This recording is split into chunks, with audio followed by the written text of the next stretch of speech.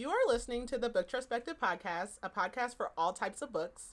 And even though we read all types of books across all different types of genres, we want to give a disclaimer. Many of our books and a lot of our content sometimes is intended for mature audiences. And we don't believe in censorship, but we do want our listeners to have the opportunity to decide if our episode or podcast is good for them. So with that, let's get into the episode. Hey, it's Dominique. And Keely. And you are listening to Booktrospective. And this week we are covering Big Chicas Don't Cry by Annette Chavez Macias. Macias. Okay. Keely, how's your week been? My week has been a blur. Honestly. Good, I guess. Yeah. I just saw her a couple of days ago. It's okay. What have I done this week? Not much. I was off today, which was weird. There's nobody on the schedule. So I was like, weird day. I do have a test I still haven't studied for, but I had to get this book done. So I have a couple days now to do that, and then I can start the next book. We're trying to get ahead. I'm trying to get our lives in order. So, yeah, that's pretty much it. Not much catching up to do. Coming up on the end of the year, I'm trying to think announcement-wise. We'll be doing like an end of the year recap. So we'll probably talk about a lot of stuff then. But really, other than that, not too much. So, yeah. All right. Let's get into it. The blurb. Yes. 4 cousins navigate love, loss, and the meaning of family over the course of one memorable year in this heartfelt family drama. Cousins Mari, Erica, Selena, and Gracie are inseparable. They aren't just family, but best friends, sharing secrets, traditions, and a fierce love for their abuelita. But their idyllic childhood ends when Mari's parents divorce, forcing her to move away. With Mari gone, the girls' tight-knit bond unravels. 15 years later, Mari's got the big house and handsome husband, but her life is in shambles. Erica's boyfriend just dumped her, and her new boss hates her. Selena can't seem to find her place in the world. Not Mexican enough for her family, not white enough for her colleagues. And Gracie is a Catholic school teacher with an all-consuming crush, but she can't trust herself when it comes to romance. As rocky as the cousins' lives have become, nothing can prepare them for the heartbreaking loss of a loved one. When tragedy reunites them, will they remember their abuelita's lessons about family and forgiveness, or are 15 years of separation too much to overcome? Okay, so if you could describe this book in one word, what would you say? Drama. Yeah, I would say, I don't want to say family, because like that's just so, but that's just really the core of it. It's just like family stuff, like that, really connections or like family ties. Yeah, also I was gonna say family ties. Like that's really just it is family drama and family. So, so this book, I posted a TikTok about it for what I was reading this week. It really gives me Sisterhood of the Traveling Pants. Obviously, in this, don't do that. In this, they're not, or they are actually related. And then Sisterhood of the Traveling Pants. Have you read Sisterhood of the Traveling Pants? No. Oh my gosh. Have you seen the movies? I have not. Oh my gosh.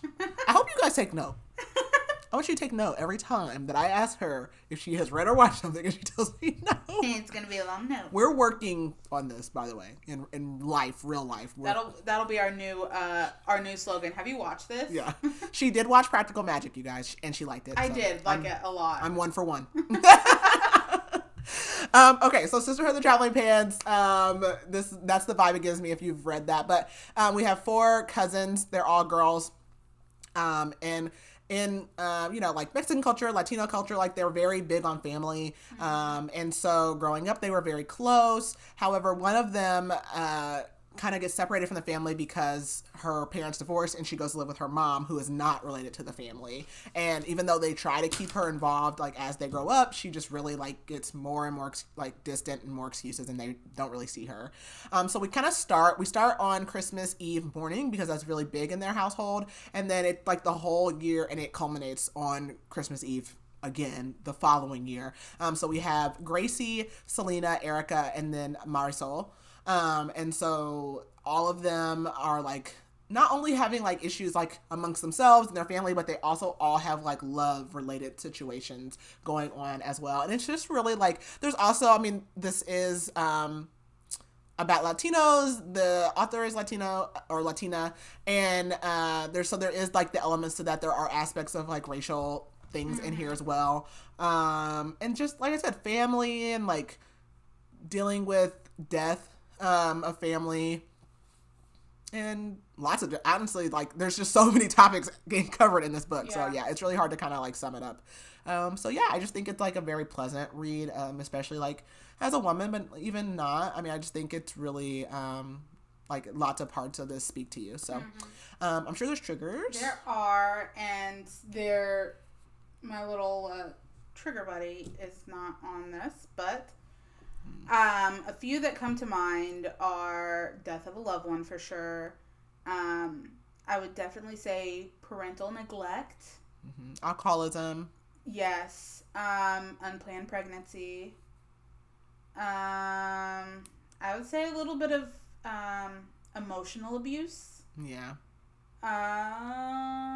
Racism, misogyny. Yeah, definitely.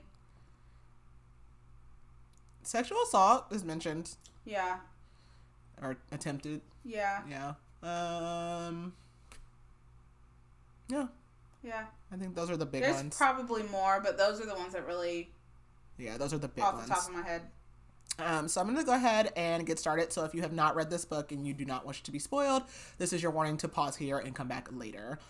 So this book is told in the POVs of all of our ladies here. So again, that's Gracie, Selena, Erica, and Marisol. Marisol will go by Mari in most of it. Also, like, this book does a lot of, like, it brings in lots of Spanish text, like, in words and stuff. I did not write it. Like, I didn't write abuela or abuelita most of the time. Like, I probably will mention it, like, once, but I just wrote grandma or, like, great-grandma, just because I try to be as respectful as possible. Also, there's some things I just didn't know what they were, but I always feel bad, like, what I'm saying, because I'm not Spanish speaking. So, like, to be respectful, I'm going to just call them the American words of that. So, so we actually start in Erica's POV. I'm trying to think of their ages. Erica actually, it never really, like, clearly designates, like, how old they all are. I know Gracie is older because no. Yeah. Gracie's either older or oldest. Gracie and Selena are sisters.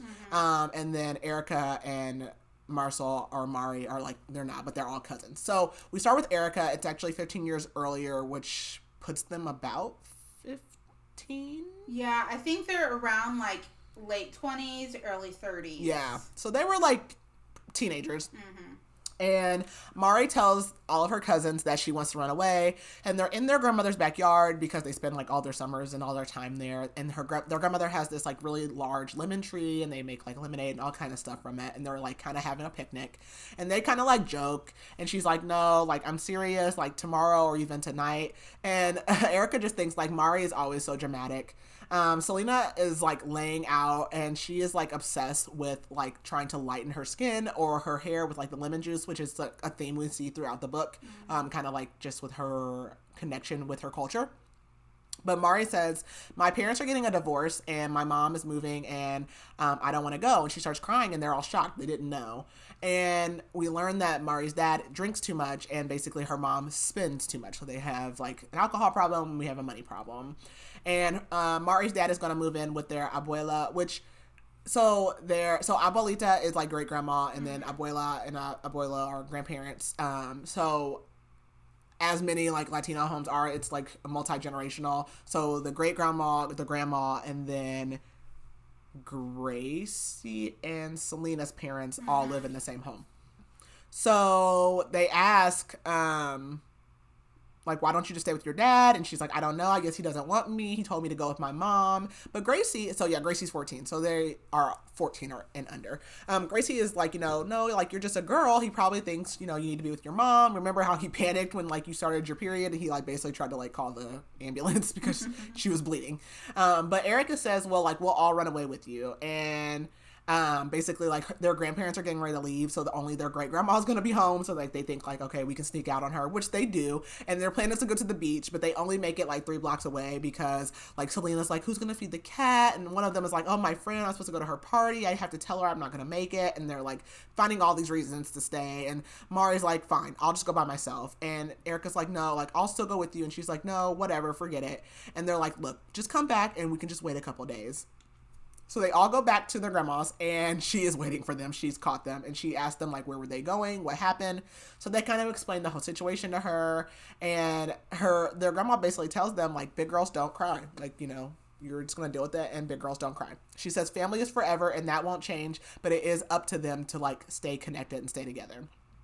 And she never tells on them, like, that they tried to run away or anything like that.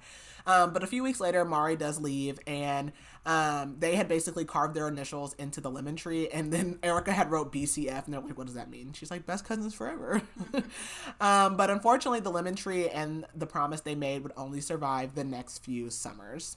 So we got a present day with Erica, and she's like, who breaks up with their girlfriend 2 days before Christmas? Well, that would be Greg, her ex, who just broke up with her 2 days before Christmas.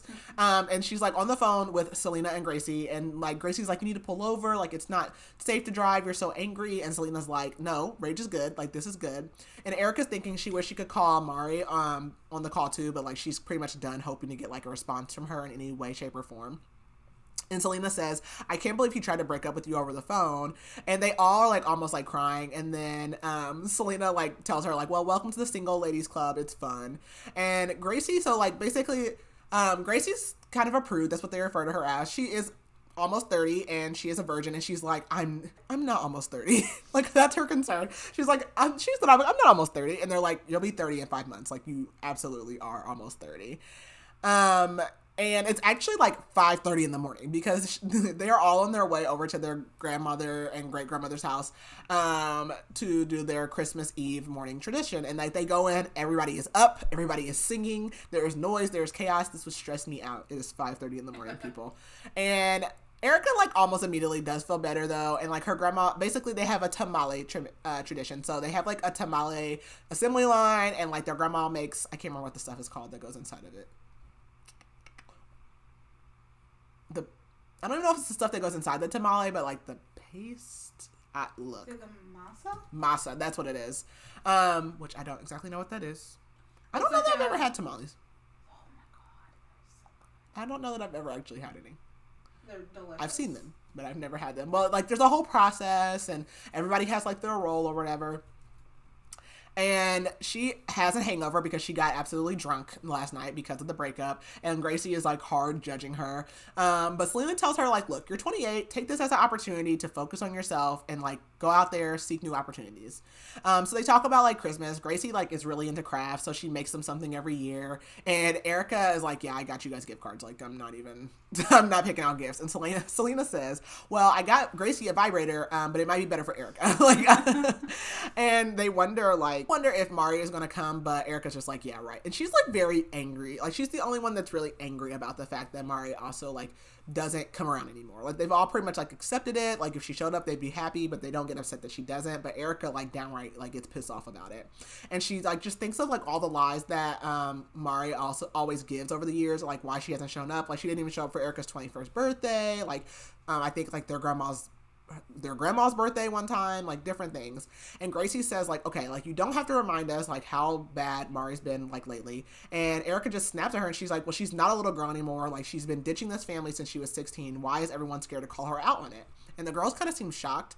And then she apologizes and she's like, I'm just like on the edge or whatever. And she rubs her stomach and she's like, ugh, like I just don't feel good. And Selena's like, guess who's coming to LA? Because they are in California. And they're like, Adele? Yeah. And she says, no, Nathan. So Nathan is her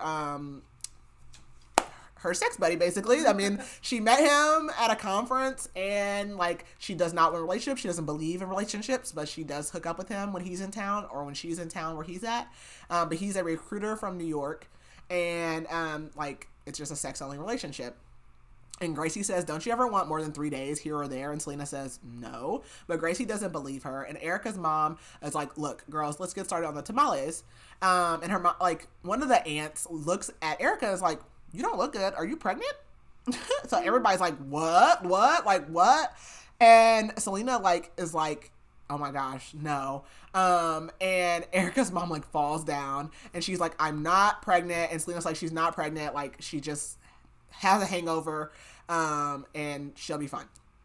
So they set up the tamale line, and like they're all working on that. And they like pretty much they spend all morning making them, and then they come back on Christmas Eve night and like eat together and open their presents. So Selena actually works in PR, and she hates her boss. Erica works like for the newspaper. She's a journalist, and she doesn't hate her boss yet. But her mom, Erica's mom, doesn't understand like why she like doesn't, or maybe it's Selena's mom. Selena's mom doesn't understand why she like doesn't like her job, and it's like, maybe you should just like work harder, basically. So Erica hears this, and so she like basically they take turns saving each other. So Erica's like, you know what, I'll just drop my news. So she tells everybody that Greg broke up with her, like to change the conversation off of Selena. And immediately they're like, oh, okay, well, you can like date this guy, that guy, like they're trying to set her up. And then they turn to Gracie, and they're like, who are you dating? And like Gracie's basically like giving them all these reasons why she doesn't date, and finally like their grandma or their great grandma is like, you know, stop it, like leave her alone. And like Selena had like tried to get Gracie to date, like she's taken her on like double dates before, it just never worked out. Oh, and at some point we switched to Selena in here. I must not have put it down here. But like she's just thinking about Nathan because he texts her, and she's like, why am I so happy? Like I'm not supposed to like have feelings about him like one way or the other. And she's like, you know, this might mean like that there's hope there, but it's not a risk that she's willing to take. And she's just really happy because like even though they're a very close-knit family, she's happy that she lives far enough away from her family so that she doesn't like so that she can get her family like in small doses, because they're basically like overwhelming. But then she like wonders like would they consider her to be kind of like Marisol. So Erica says like the worst thing about Mari not coming is like this dessert that she would make, which is like fried tortillas. And we actually switch over to Mari, and she is waking up to her husband on Christmas, and her husband's name is Esteban, and he gives her a necklace, and he's like, let's make a baby. And she says, you know, we agreed to do that next year. Like I'm not off my birth control yet. Like I need at least another month, and I have to see my doctor first, which she's lying about. She has no intentions of getting off her birth control because she's like, I'm only 28. I'm not ready to have a baby. So they do end up having sex, and she's like unfulfilled. It's not what she wants. And then he gives her, like I said, he gave her a necklace, and she's like, I don't even want this. Like I don't want jewelry. I literally wanted an iPad. Why couldn't you give me what I want? But like growing up, she basically wished for a rich man. And that's what she ended up getting. She is married to like a rich attorney, and he showered her with gifts, and that's essentially what she wanted when she was growing up. He is also like 10 years older than her. So there is like a difference between the two of them. And also his mom is in town, and she hates her. She's downstairs like yelling for him to come down, and you know, Mari's like, okay, like he'll be down in a minute. And basically like his mom is literally that mom. She thinks that she still runs her son's life, and he lets her. So when she finally like makes her way downstairs, she like takes her sweet time. His friend is over as well, and his best friend's name is Chris, and they're actually co-partners like at their law firm. And she's like looking at Chris, and she notices like he kind of looks good, and she's like, why am I looking at him? And Chris is actually divorced. He's been divorced for 3 years. And Chris like comes up to her and basically is like, you know, I'm not gonna let his mom like ruin Christmas for you, because he kind of like recognizes what's going on. And she's like, oh, like we need to find you a wife. You're too good of a man to be alone. And he says, I'm not alone. I'm here with you. And then he goes, and Esteban, and then like kisses her like on the cheek, and she can't believe like she's like thinking about him in this way, and like wondering like if I would have met Chris first, like, you know, all those kind of things. But she realizes like, oh, we're like under a mistletoe, like of course he like kissed me or whatever. And she starts to feel relieved, and all she can think is like her grandma used to tell her like, be careful what you wish for. So we switch over to Gracie, and she is like, she's very religious as well, and she works actually at like a Catholic school. And so they're like at Christmas service, and she's thanking God for like Christmas and like apologizing that she hates Greg. And she laughs because there's like a child that is like in front of Selena that keeps lifting up the mom's dress, and Selena is like cracking up, and she's just like, happy birthday, Jesus. Like, I like Gracie.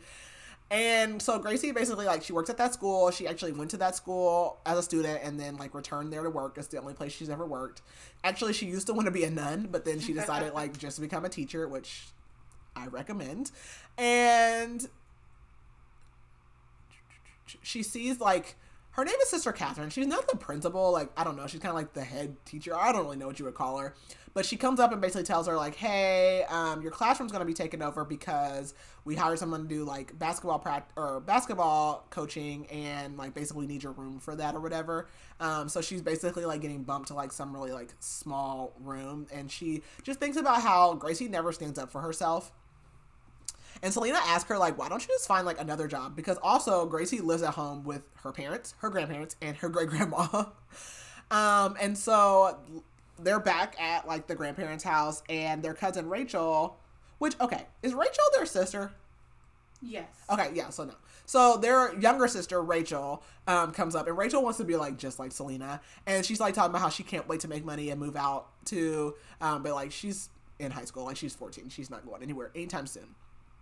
And Gracie, like, is wondering, like, why does she always feel like she has to compromise about everything? So she's like, I'm just going to pray about it. So we go back to Erica, and like 2 days into the new year, and she's on her way to work for like this mandatory meeting. She feels like crap because not only did Greg break up with her, but then his gift showed up. She decided to give it to him, and of course she goes over there. She ends up sleeping with him, and afterwards he still treats her like trash. So she feels like super crap. So she's like, I'm gonna go to the like coffee shop at work and get my favorite like raspberry bar or whatever and get my coffee. And then she's going to a meeting to meet her new boss. Her new boss is Adrian Mendez, and he is like some like hotshot journalist turned reporter turned hot thriller author. He used to like run a top newspaper. Like, he's a hotshot. But nobody knows like why he wants to come work for her job, because she literally worked at like a small time newspaper. Like, no idea why he wants to be here. So, she goes to the coffee shop or whatever, and there's just like one guy in front of her, and he like keeps trying to order like these like special drinks, and the girl is like, we don't make that here. So he's like, fine, like just give me like a regular coffee. And then he's like, well, give me that raspberry bar. And she's like, oh, okay, like it's the last one. And Erica's like, no, you cannot have that. And he goes, excuse me. And she hates that tone because Greg also used to like talk to her like that. And she's like, she's like, you need to pick something else. Like, she's like, I deserve that bar. And he's like, you know what? Fine, have it. So she gets her stuff. She's like moseying on, and she goes to her meeting, and he's the boss. Of course, Of course he is. So like she gets introduced, and she's like, crap. And they're like, this is Erica. She's our education reporter. And Adrian looks angry at her, and so she just smiles at him. So after the meeting, she's like, can I speak to you privately? And she apologizes, and she says, like, I'm very professional. I'll be professional with you. And he's just like, okay. And he leaves. And she follows him and is like, what do you mean, okay? And he's like, what do you mean? What do I mean? And she's like, I expected more from you. And he's like, okay, but there's not. And he just goes to his desk. But then he like turns around and goes, how was the raspberry bar? And she's like, fine. And he's like, oh, okay, I just wanted to make sure like it was worth it. So we go over to Selena, and she is like works like at a PR company or something like that. Yeah. Marketing, something like that. And she is like, her boss is the head of social media or something like that, and she's an assistant. So she's like in a meeting, and like somebody in the meeting is like asking her opinion, and she's like, oh my God, they actually care. And they're like, no. And she realizes they don't care because she literally was only hired for this role because she's Latina. And what they don't know, joke is that she's like the most far removed Latina that ever was. Like, they call her ex used to call her a white Tina, basically, because she does not even like Mexican food or Latina food. Like, she likes very little of it. She doesn't, I don't know if it really goes over her like look, but I feel like she's like lighter complected or like more like white, not white passing, because I don't think she is, but you know, lighter complected. Yeah. She probably had like more Spanish features than like Mexican features, I would probably imagine. And her boss is like, oh, I don't want your opinion. He's asking her. He wants to know how often people are riding the bus from LA essentially to Mexico. And because she's Mexican and her family is from Mexico, he assumes that she knows about how often Mexicans do that. And she's like, I don't know. My family doesn't take the bus. He's like, well, how does your family get to Mexico? Plane? Like, what? So she calls Erica after the meeting, and Erica just like laughs at her, and that's like when the whole white Tina thing comes up or whatever. And essentially, she dated this guy named Seth, and he probably was racist, and his family was absolutely racist. And she told him like, your family's racist. And he was like, oh, but, like, you're, like, not even, like, Latina. You're, like, a white Tina. And he said that she was a toned down Latina. And so, like, she would be okay. And she also thinks of, like, how her grandma told them a story, or her great grandma, and told them a story when she was younger of, like, someone, like, laughing at her in the store, basically for being Hispanic. And instead of, like, breaking down and crying, she just left and basically had always taught the girls, like, you never let them see you, like, cry. You never let them have your tears. So instead of, like, crying in front of Seth, she had just broken up with him because she was like, absolutely not. And it's funny because everyone thinks Selena is, like, so confident, but really, like, she's tired. Like, she's like, I don't want to fight for, like, the rights of my people all the time. So, like, she growing up, like, decided to hide her accent and, like, really shy away from, like, all of the Latina and the, like, Mexican heritage things. But then on the flip side of that, she also got teased for, like, not being Hispanic enough. So we go over to Mari, and Esteban is coming home early. Like, he's looking for, like, these files, and she's like, oh, like, you could have just called me. I could have brought them to you. And essentially, like, he does not want her to do a single thing. He wants her to be a homemaker, like, literally cook her stuff, her pies and her brownies, and, like, be there when he gets home, where, like, she's a trophy wife. That's essentially what she is. And he's like, oh, by the way, I signed you up to do the charity gala again. And she's like, I literally said I didn't want to do it this year. Like, she's like, sometimes I just want to go and enjoy it, because that's the only thing that she's allowed to do, because she's essentially also a socialite, and that's what he wants her to be. And that's what socialites do. They hold galas for poor people. And she also was, like, wondering to herself, like, why don't I ever stand up to him? And so she had met Esteban at a party she was waitressing for. He literally slipped her a hotel key that night and was like, come to my room, like, get to know me. In, like, a month, they had moved in together in his LA apartment. They were engaged in 3 months, and she immediately started losing her voice in their engagement. He wanted, like, a huge Catholic wedding, like, with 10 bridesmaids, 10 groomsmen, all this stuff. She literally wanted to, like, elope on the beach. And so they fought a lot about it, and she even, like, tried to call off the engagement at one point, but then he, like, convinced her to elope in Vegas. And she really used to enjoy this life with him, but, like, it's basically just getting tiring. And especially, like, when him and Chris decided to expand the firm, like, now he's just pretty absent in their life. She also, when she met him, wanted to start a catering business, and he always was like, okay, like, as soon as things are settled, like, you know, that whole story, like, okay, like, help me get my law firm together, and then, like, we'll do that. But now it's not even on the back burner anymore. It's, like, literally in the trash. So her life is just filled with, like, charities and galas. Galas. However you want to say it. I feel like I hear it all kinds of ways. Galas? Galas? Whatever, people. Anyways, so Chris comes in, and again, she's like, like, he looks nice today. And he's, like, bringing back, like, a Tupperware container, and she's like, you could have threw it in the trash. But she says, oh, like, you just missed Esteban. He was here to get files. And Chris is like, yeah, I know. I was on the phone with him. And he tells her, like, well, I'm off the rest of the day or whatever. And he's like, oh, is that some sourdough bread you made? And basically, like, Mari never sleeps. Like, and they have a basically like a maid, a housekeeper, and her name is, I don't know how to say it, because they said it sounds like kind of like leafy is what it sounds like. Yeah, but I don't know if I'm saying that right. So I'll just say that they have, like, a housekeeper. And she's basically like, yeah, like, she never sleeps because that's why she's always baking. And Chris says, like, oh, this bread is so good, like, you should try to sell them, which, like, you know, goes back to the whole catering thing. And they go out to the garden, and she is like, look at this fountain, which she absolutely hates, and it's just another thing that, like, basically Esteban was like, oh, let's redo the garden, and so she, like, plans it. He drops it in her lap, but then when she makes decisions, he's like, oh, no, we should do this. And he picked, like, an ugly fountain, basically. And Chris tells her, like, if you're not happy, like, you should change it. And she's like, no, like, maybe I'll just learn to love it. And he's like, you literally, like, never learn. So we go to Gracie, and she is at school, and she wishes she could die because there's a man there. His name is Tony, and he was her childhood crush. And he is actually the new teacher that they hired, who is also going to be teaching the basketball or coaching basketball.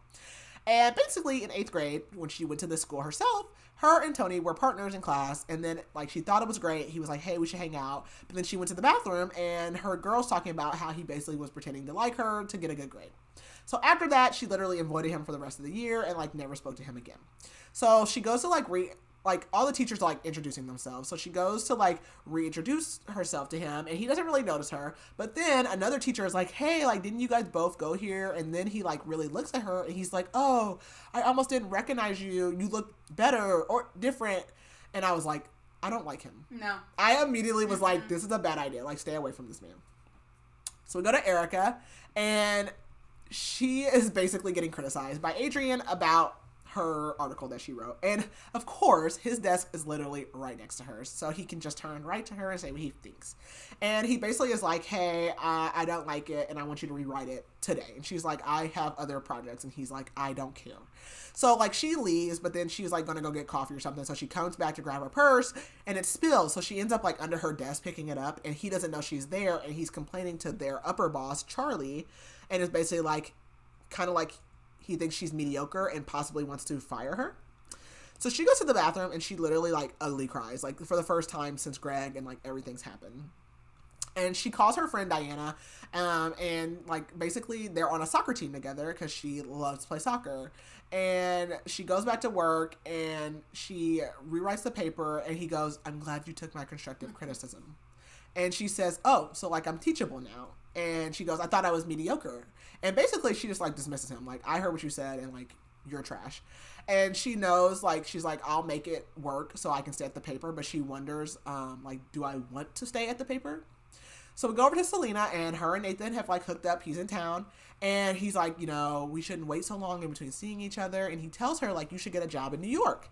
And she keeps trying to tell herself like, you know, he's not like Seth, but she just can't like trust it. So she's like, I just want to keep this casual between us. But later on, like in the day or whatever, he's like, you know, hey, like there is a job available in New York. Like there is an actual job you can apply for, but she doesn't think she has enough experience. And he's like, hey, I can get you in the door and like you just turn on the charm and you do the rest. So we go over to Mari again and she cries in the morning because Esteban literally has just been getting up, leaving without saying anything, doesn't say good morning, doesn't say bye, anything. So she decides, I'm going to go to his office and see him. And she's like super nervous and his assistant's like, he's not here. And I was like, is this man cheating? Right. But he's not cheating. But she literally waits for him an hour in the office. She texts him, no response. And she's like, fine, whatever. So she gets up to leave. And as she leaves, Chris sees her and is like, you know, what's wrong? So she tells him and he takes her out to lunch. And he asks, like, you know, is your marriage okay, basically, because she doesn't seem happy. And he tells her, like, you mean a lot to me, and I just hate to see you hurt. And she kind of tells him everything, like, that's been going on. And he says, it sounds like you're looking for a purpose. And he's like, you know, you should take your baking serious. And she tells him, like, you know, thanks for listening to me. Like, I don't really have close friends anymore. And he asks about her family and her cousins. And basically, she's not close with her dad's side of the family anymore. And she doesn't talk to her mom because her mom always just wants money from her.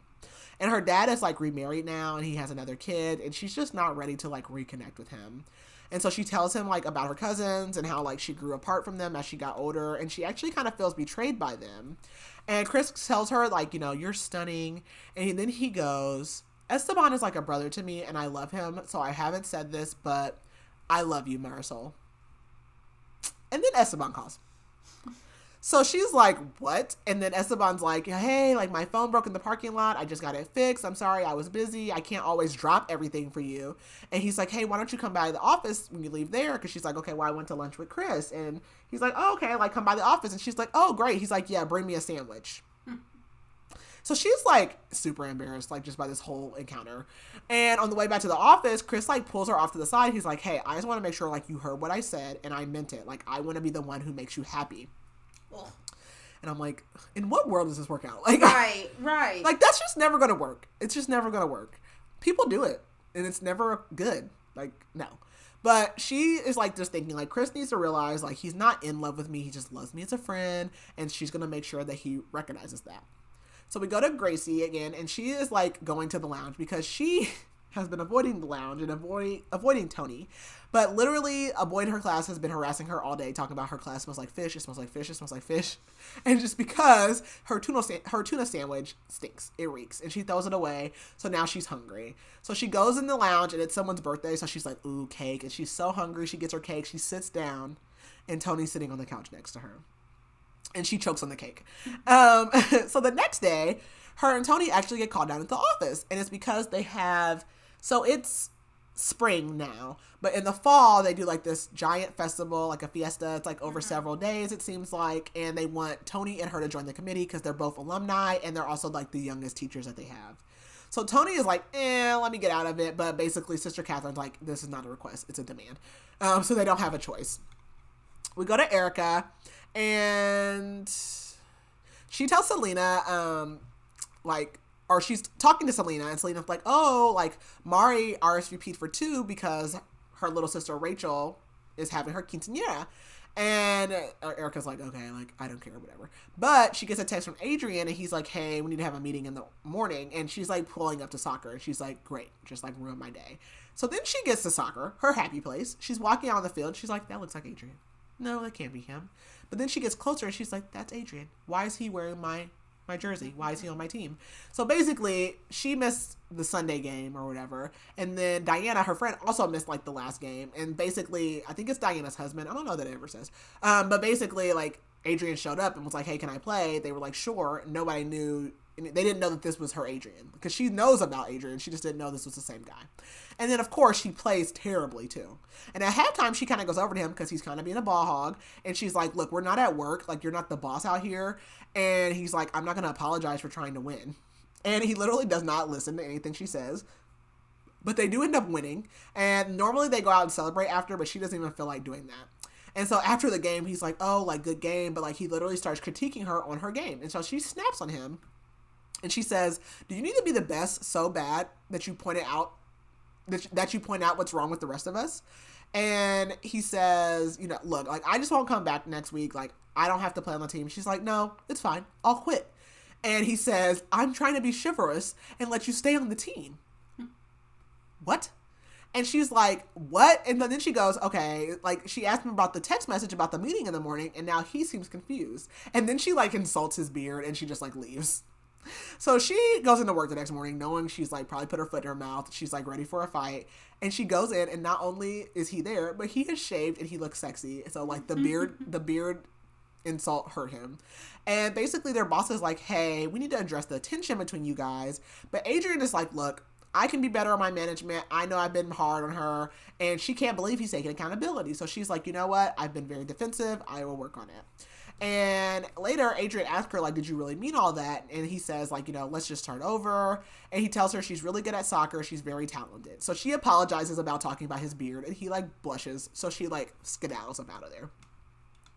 Back with Selena, her boss is, like, been missing a lot. So, like, her boss is, like, randomly gone for, like, 30 minutes, hour, all these random times. And so the big boss comes up to her and is like, where's your boss? Her name's, like, Kat or something. And she's like, she went to go get coffee. She went to lunch. So then this last time he's like, where is she? And she literally sees her, like, sneaking into her office, but, like, her shirt's untucked, her skirt's all twisted. Like, she been doing something. And later her boss comes up to her and is like, next time, don't, like, just point me out. Like, text me or give me a heads up or something first. And then she literally is like, hey, I need you to look at this project. Can you tell me which one of these pictures look the most Mexican? Like, what is wrong with you? So then she's like, her boss is basically just like a royal bitch. And so then she's mad because she got caught sneaking or whatever she's doing. She makes Selena come into this meeting completely unprepared.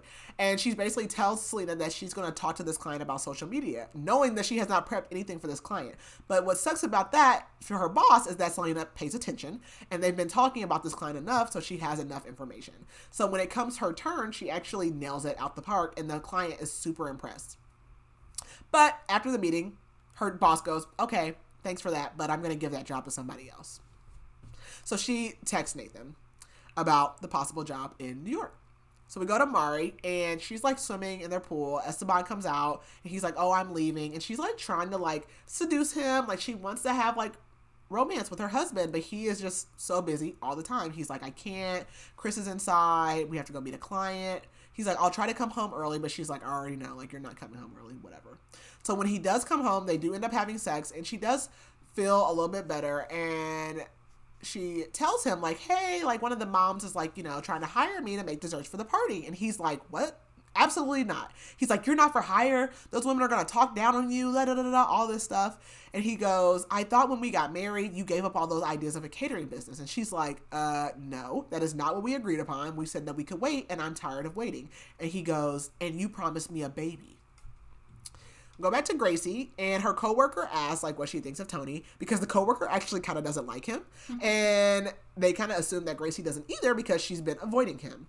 And they still have not met up about the festival plans. And so Tony walks over, but she doesn't speak to him, and, like, he quickly walks away.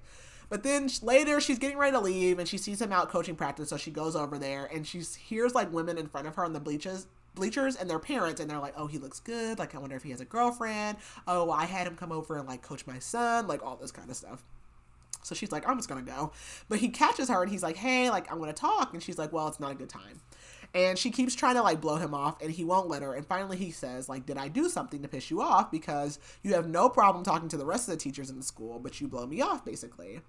And she says, like, well, it takes me a while to warm up to new people. And he's like, we literally went to school together. Like, we're not new. So they finally do set a day and a time to meet. So we go to Erica, and she is at her friend's, like, house party looking for something to drink, and she runs into Adrian. And their work relationship has gotten better since their meeting. But Adrian is, like, following her around this party, and she, like, keeps kind of trying to, like, shake him, but he is not getting it. And, like, someone asked her about Greg, and so, like, obviously that kind of piques his interest. And, like, Adrian is very strange. Like, he does not know... I don't think he's, like, asocial, but, like, he doesn't get it. So, basically, like, there's a friend there, and they have adopted daughters, twins, and he's, like, one of them is, like, oh, like, they look like you, and Adrian goes, I mean, they're adopted, right? Like, they can't look like you. Like, he doesn't get the joke. Like, he never gets the joke.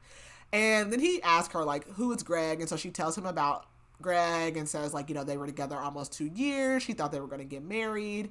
And Adrian tells her, like, oh, well, I almost did get married once or whatever. But basically, like, he had this big job in Washington, D.C., and his fiance did not want to move there. So they ended up splitting up. She stayed here in California. And he tells her, like, his dad isn't happy because they have a family business, and his dad wants him to take over that business instead of working on this newspaper. And so, like, him and his dad are kind of, like, on the outs. But basically, he came to the newspaper because his second book failed, and he kind of spent up his advancement money, and he had no other choice. So she tells him, like, you know, you're actually cooler than I gave you credit for. And he tells her that she's worth more than a guy breaking up with her 2 days before Christmas. So we go to Selena, and Nathan comes to help her family get ready for Rachel's quince. And of course, like, they're like, ooh, who's this man? Like, they have all these questions. And then Rachel actually invites him to stay for the quince, so he changes his flight so that he can stay. And, like, Nathan obviously has questions about this whole thing. But Selena's, like, again, she's not really the person to answer it because she's, like, you know, on the edge of Mexican culture. And on top of that, she didn't have a quince. The only one of the cousins that did was Erica. So Selena's, like, really nervous because, like, Nathan went to meet the family and no one has ever met him but Gracie and Erica. And, like, they're all peppering him with, like, questions, and her mom is super excited, and she has to keep telling them, like, we're just friends. And they talk about how Selena, like, does not like Mexican food, but, like, she loves pizza. And Nathan goes, yeah, like, that's another reason to go to New York. So, like, Gracie and Erica are like, when you going to New York? Like, what's going on? And so she, like, kicks him under the table. And then Erica changes the subject and goes, is anyone surprised, like, Mari's not here? Like, here's another thing. And basically, like, after Mari turned 16, she started making all these excuses why she couldn't come on her dad's weekend. And then she started getting more and more distant. And Selena, like, notices, like, Nathan talking to, like, one of her family members in Spanish, and she asked him, like, when did you learn to speak Spanish? And he's like, I got lots of tricks. I can show you some tonight. And she is like, she's swooning over this man. So we go to Mari, and she takes her hair down, and she, like, walks past Esteban, and he's like, oh, why were you all dressed up? And she goes, oh, I thought for some reason that we were going to go to my cousin's quinceañera. And he's like, oh, like, I thought that was next week. And she, like, shoves the invitation at him, and she apologizes and says, or he apologizes and says, why didn't you text me? And she's like, I'm honestly tired of, like, chasing you down all the time. And she's like, it's literally Saturday. Like, why were you even at the office? But he's basically got, like, this big trial case going on, and that's always his excuse. And he says, like, I didn't even know that you really wanted to go. And she thinks to herself, like, at first she really didn't, but she had called her grandma, and, like, her grandma basically made her feel like, you know, wanting to go. And she accuses him of basically only saying yes to going because he never had any intentions of going. And he says, you could have gone without me, but Mari says, you know, I need you there to be able to face my dad. So Esteban, like, hugs her, and he's like, oh, tomorrow I'll take you to dinner. I'll get you whatever you want. And he tries to kiss her, and she's like, no, like, I'm not interested. And she wants to tell him, like, you know, if he's not careful, he's going to lose her to his best friend. And Esteban's like, you're really mad about a party you didn't even want to go to. And she's like, it's not just a party. I feel like I'm not a priority to you. And he says, you're my entire world. And she says, it doesn't seem like that anymore. And he says, I do everything for you. And she says, well, sometimes it's better just to have you around. And he's like, I'm in a trial case. Like, it'll go back to normal after the trial. So she goes to the kitchen and just starts baking because that's what she does when she's mad. And she really wants to text Erica, but obviously, like, they don't talk. So we go back to Gracie. And her and Tony actually have not met up still because they've been busy. So they finally do right before the festival meeting. And they go to like a restaurant and she's like trying to fix herself up before she goes in there. And at first he doesn't show up and she's like, great. Of course he stood me up. But then he shows up late and he like catches her up on people they went to school with and a girl that he like had dated but didn't end up marrying because he basically was like on track to be a professional baseball player, but he threw out his knee. And he's basically back in town because this is the only place that would take him. And he asks her, like, about her life, marriage, kids, and, like, obviously she doesn't have any of that. And he tells her, like, he doesn't either. And she tells him, like, she thinks he'll be a good dad because he's, like, good with the kids. And he apologizes for that day in the lounge. And he's like, I didn't mean to embarrass you. He was just surprised to see her. And he says, it was nice to see your face. And he hopes that they can be friends again. And she's, like, thinking to herself, when were we ever friends? But she goes, like, oh, of course, like, of course we can.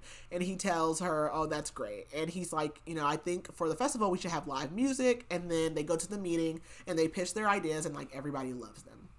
So we go back to Erica and she is with Adrian and the rest of the team because they like won their games and they're hanging out. And her and Adrian are actually really good friends now. So like they're joking around and she hugs him and she kind of like feels him tense up and then he goes to get like food. And so Deanna's like, did you just hug him? Like, she's like, what's with all this flirting, the hugging? And she's like, well, I'm not flirting. Like, he's still an asshole. And she's like, you're dancing in front of him. You just hugged him. Y'all are sharing nachos. So, like, after that, she's, like, self-conscious. She's like, okay, like, I gotta stay away from him. Like, I can't touch him. And so, like, a guy comes up to her and is basically like, you want to dance? And she's like, absolutely. Like, I'll dance with, like, whatever guy is over here. So she dances with him and he's like not her type or whatever. So she's like, after that, she's like, yeah, I'm going to go sit down. So she goes and sits down with him and he's like, did you get the dancing out of your system? And she's like, I don't know. I'll dance with every guy in here tonight except for you because you don't dance. And he's like, I never said that. And so he takes her on the dance floor and there's a slow song starting. So they dance. And of course, he's a great dancer and she loves how this feels. And of course, Diana's like waiting at the table when they get back, like just like eyeballing her. She goes, oh, like, Erica, did you know that he could dance like that? And Erica's like, no, I did not. But she, like, just, like, feels, like, hot. She can't breathe. So she goes outside, and he follows her and is like, are you okay? And she's like, oh, I just think I drank too many beers. And he's like, well, I'll just stay out here with you. But she tells him, like, we're not at work. Like, you don't have to be responsible for me. And he's like, we're friends. So we go to Selena, and she goes to New York, and Nathan literally, he has a sign, and it says, sexy lady from Los Angeles, and she says, what were you going to do if I wasn't the only sexy lady? And he goes, oh, you're not. There was 2 other ones that came up to me before you, and it was pretty awkward. So she can definitely tell, like, things are different between her and Nathan from when they first met. And her family, like, keeps asking, like, why doesn't she want to be with him? And ask her basically, like, why don't you want to be happy? And the truth is she doesn't know what she wants. But she stays at his apartment, and she goes to her first interview the next day, and it goes super well, and they do the second interview immediately after. But the second interviewer is an asshole. And he basically is like, on paper, you're not qualified, so you need to tell me why you're qualified. And she's like, isn't that the point of an interview, to tell you what's not on the paper? And she basically tells him, like, everything about, herself. And he's basically like, like, you're from a tiny company. I don't think you could handle it here. And so she pretty much, like, doesn't care at this point. And she just, like, kind of rudely, like, thanks him and gets up and, like, walks out. So now she's worried because obviously Nathan, like, stuck his foot out for her, or his neck, whatever. One of those things you stick out. And she feels like, he's probably going to kick her out now because she just, like, threw away this opportunity. So she goes home, packs all her stuff, and she even, like, looks at the airport to, like, look for flights. But she has to go meet Nathan for dinner. So they go to dinner, and he doesn't say anything. So she's like, okay, like, whatever. He must not know. So finally, like, by dessert time, she can't take it anymore. And she basically says, like, you're probably going to get a phone call about me, that I was being a bitch. And he starts laughing and he goes, the HR department called me before I got here tonight and was like, they loved you and you're one of their top candidates. So now that the job is actually a possibility, she feels very guilty because that would mean that she's going to leave her family behind and she doesn't know if she's ready to leave LA. So she goes shopping and she, like, sees this new purse and she hears someone go, you always had good taste. And she turns around and it's Marisol. And she is in town with Esteban, and he's, like, meeting with a new client. And she just tells her like she's out meeting or she's here visiting a friend because Selena hasn't told anybody about the interview, so she's definitely not going to tell Mari first. And like Mari just literally like looks at the purse and is like, I'll buy that one, and literally buys it right out of her hand, not asking what the price was or anything. Yeah, that was very crappy. And like Selena's kind of like, you know, she kind of wants to catch up with Mari, but then she's also like, I kind of don't. And she's pissed about the purse, but then she's also like trying to let it go because they never get any chance to talk to Mari. So like she's got mixed feelings. So she finally just asks like, hey, like, do you want to get together tonight? Like, I'm leaving tomorrow. But Mari's like, no, like, we're having a date night, me and Esteban. Like, I can't. But Mari's like, you know, when we get back home, we can do that. And Selena's like, okay, like, we obviously know how that goes. So the clerk comes up because Mari leaves, and she's like, oh, I have another one of the purses. And she's like, no, like, I'm good. Like, I don't even want it. And she's actually kind of relieved that Mari didn't want to hang out. So Mari leaves, and we're over with her now, and she can't stop thinking about how like she ran into Selena, and she was wondering like if she's here with a boyfriend, because last time she heard Selena didn't have a boyfriend.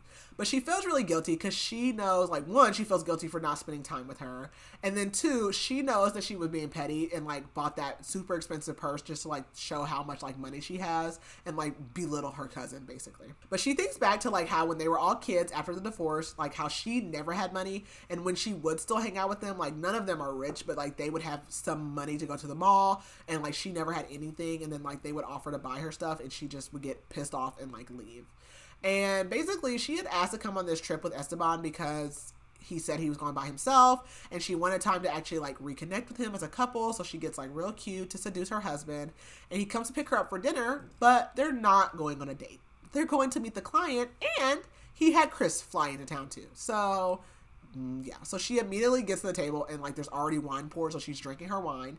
And Esteban is like telling the people like, oh yeah, like Marcel's so busy like with the charities, all this stuff. But Chris starts talking about how good of a baker she is and how she needs to open a catering business. And Esteban like basically like blows off that whole conversation. And he's like, yeah, like the catering is like down the road, like whatever. And so they change the subject. And she immediately is just like, I should have just stayed home. Like, this is stupid. And so she goes to the bathroom. And when she comes back out, Chris is waiting for her, and he's like, why didn't you say anything about the catering business? Like, why didn't you say it's a priority? And she's like, because it's not, and this is not the time to talk about it. And he's like, well, if you are my wife. And she says, but I'm not. So we go to Gracie, and she's kind of like on her third date with Tony. But they're really just like been meeting up, like planning for this festival. But they're going to a bar to like check out one of the bands, and he tells her she looks great. And he asks her, like, what does she do for fun? Which she really doesn't do anything. And she doesn't tell him, like, that she still lives at home. But she tells him, like, all about her, like, childhood stories. And she just tells him, like, he's easy to talk to. So they go to the bar, and, like, they end up dancing. And she remembers that she's only ever danced with a boy once. And it was when she was a kid. And this boy basically, like, he tried to kiss her. So she let him. But then he was, like, groping her and trying to get inside of her skirt. And then he just, like, walked off and left her. And then Selena found her.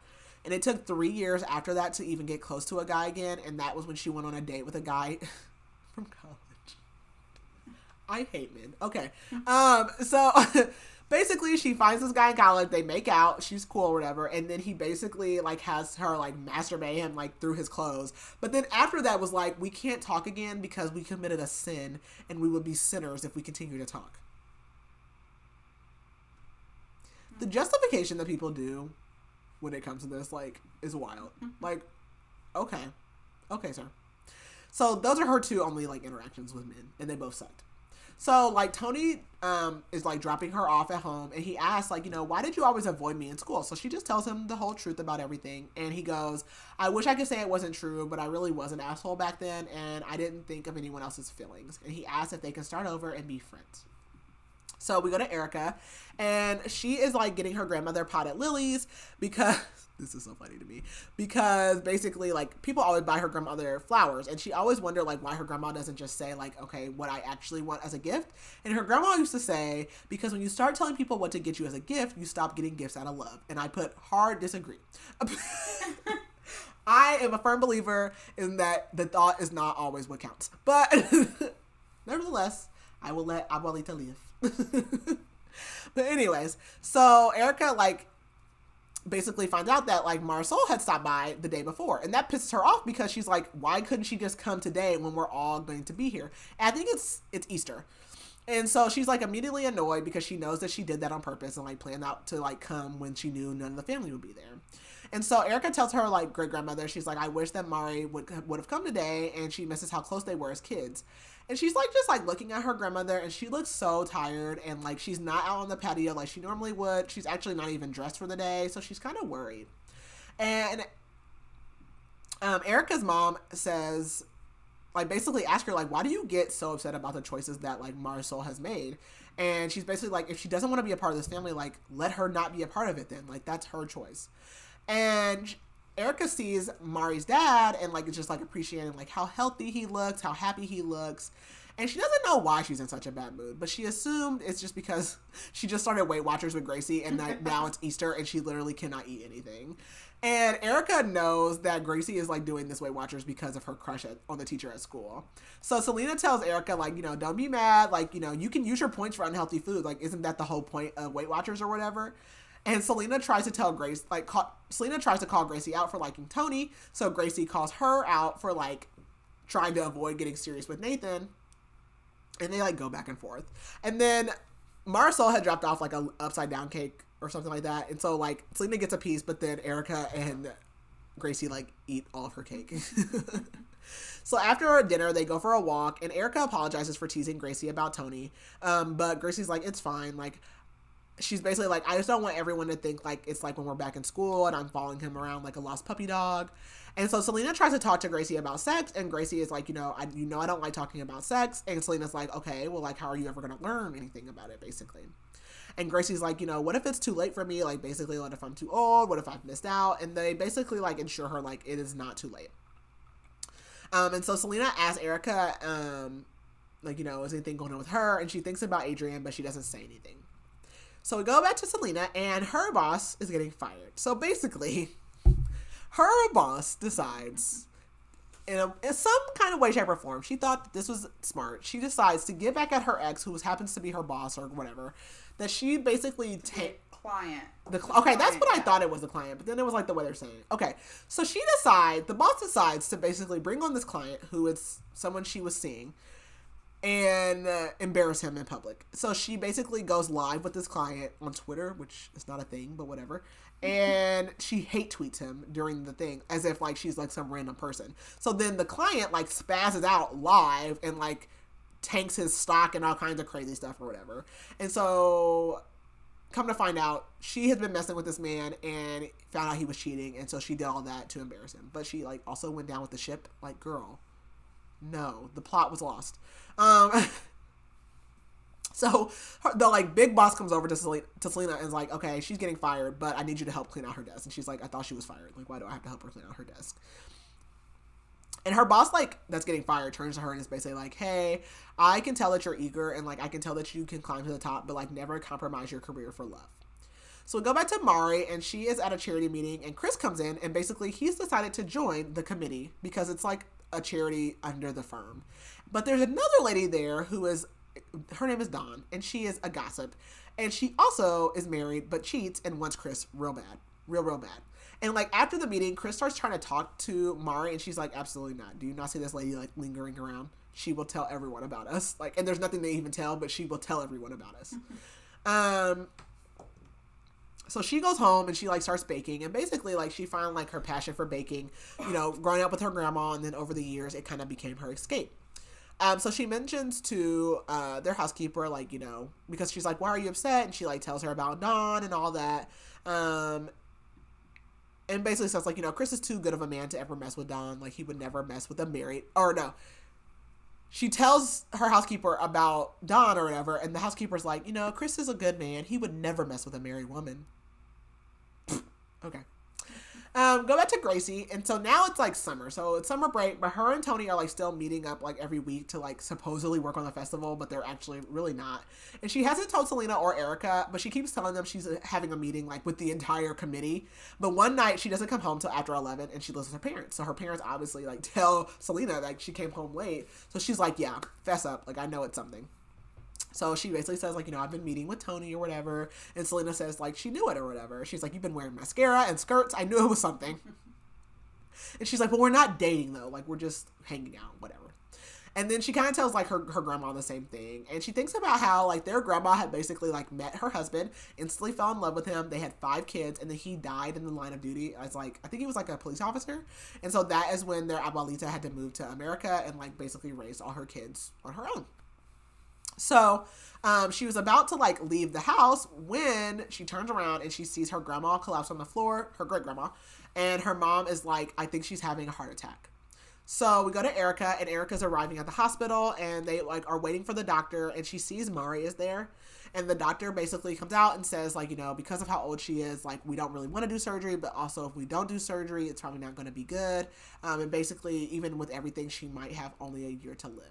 So Erica tries to go to her room, but Marisol is already in there, so she, like, just backs up. And so she decides to just go home. And when she gets home, Adrian is there because she had, like, left work, and he brings her a basket. And so she invites him inside, and she's like, I just have a headache. And he makes her, like, lay down next to him so he can rub her head. And she, like, just starts talking about her grandma, and she's upset. And he, like, holds her hand. He won't leave. And she notices, and she knows, like, I'm falling in love with him.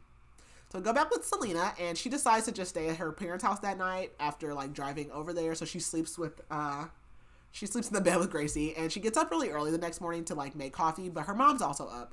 So they talk about, like, how her mom is so happy that she spent the night last night, and she really loves having her around, and couldn't imagine, like, if she lived far away, if any of the girls lived far away. And so, of course, she immediately feels guilty. And so she goes outside, and she calls Nathan, and it goes to voicemail. So she goes outside and she gets a call from Nathan, and he tells her, like, well, no, you're one of 3 finalists. And she's like, well, like, it's just not a good time. He's like, oh, no, absolutely. Like, you should focus on your family. But he does also mention, like, look, if you move to New York, like, I don't think there's any reason, like, we can't be together like an actual couple. So we go over to Mari, and Esteban is annoyed because he's, like, looking for her car keys because he wanted her to take her car to the shop, but she didn't do it, like, right when he wanted to, and, like, now he wants the housekeeper to do it, all these things. And she thinks about how last night, like, he had held her when she cried about her grandma, and now he's, like, scolding her like a child. And when her, like, her housekeeper gets back, like, from doing the whole car thing, she apologizes to her, and she just starts talking to her about how she really regrets not spending more time with her grandmother. And her, like, housekeeper, like, can understand because she lost both her husband and her daughter, so she really gets the grief.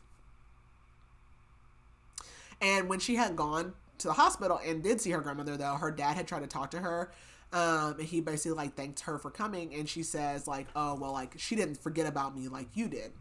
And her dad told her, like, I never forgot about you. And she says, no, you just became a drunk. And her dad says, I just wish that one day you would let me explain everything.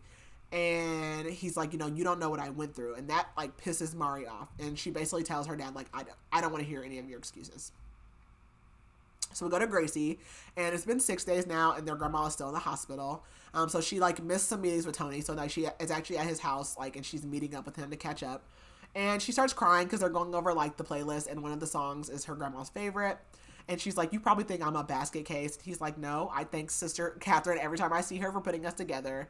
And he's like, being on the committee was the perfect excuse for us to spend time together. And he tells her that she's beautiful and that it's been killing him not to kiss her every time they're together. So they kiss, and she basically makes the first move, and they end up having sex. But she does not tell him that she's a virgin.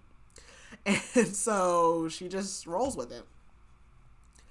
So we go to Erica, and, like, her mom is a hairdresser, so her mom's like, you're so boring. Like, why don't you let me cut and color your hair? And she's like, no.